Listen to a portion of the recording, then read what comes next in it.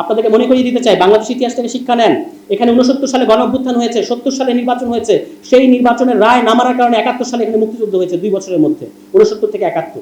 কাজে আপনারা 15 বছর পারবেন, আপনারাও শেখ হাসিনার মতো 15 বছর নিরাপদ, বাংলাদেশের ছাত্র জনতা আবার মাঠে নামবে না, এই দিবা স্বপ্ন না দেখাই ভালো। দ্রুততম সময়ের মধ্যে গণভোট বাস্তবায়ন করেন।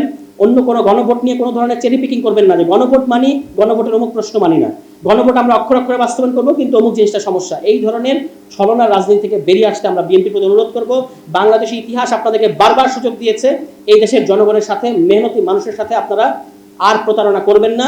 চালাকি কিংবা পপুলিজমের যে রাজনীতি, আপনি আমাদের প্রধানমন্ত্রী হিসেবে 11 ঘন্টা অফিস করেন নাকি 8 ঘন্টা অফিস করেন, এটা নিয়ে আমাদের মাথা ব্যথা নাই।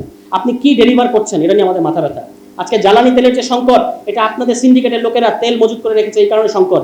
যে জাহাজগুলো আমাদের দেশে এসছে জ্বালানি, এগুলো সব গত সরকার, অন্তর্বর্তী সরকারের আমলের আগের দামে অর্ডার করা জিনিস, সেই জাহাজগুলো এখন আসছে। তাহলে আপনারা দাম বাড়াচ্ছেন কেন?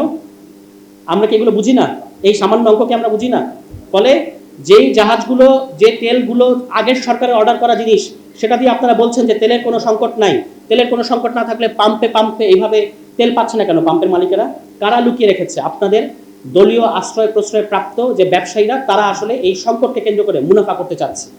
এবং ওই আওয়ামী লীগ যেভাবে ইউক্রেন যুদ্ধকে দেখিয়ে সমস্ত সংকটের জন্য ইউক্রেন যুদ্ধ করেছে, আপনারা ইরান যুদ্ধকে সেভাবে হাজির করবেন না। আমরা জানি যে হরমুজ প্রণালীতে কি ঘটছে, কার জাহাজ ছাড় পাচ্ছে, কার জাহাজ ছাড় পাচ্ছে না। আজকের জেনারেশন এগুলো মানে গুগলে একটা সার্চের মধ্যে জানতে পারে। ফলে আমাদের সাথে এই সমস্ত আপনাদের যে বৃদ্ধ নেতারা আছেন, তারা যদি মনে করেন এই সমস্ত আজে বাজে এবং মানে খোঁড়া যুক্তি দিয়ে আমাদেরকে একটা সলিম বুঝ দিবেন, এটা কিন্তু আর হবে না। অবিলম্বে গণভোট বাস্তবায়ন করতে হবে। এবং এই রাষ্ট্রপতিকে আমরা যেটা ওই প্রথম অধিবেশনের দিন সংসদের বাইরে দাঁড়িয়ে বলেছিলাম যে এই রাষ্ট্রপতিকে সাংবিধানিক পদ্ধতিতে অভিশংসন করতে হবে, অবিলম্বে গণভোট বাস্তবায়ন করতে হবে এবং সংবিধান সংস্কার পরিষদ বসাতে হবে।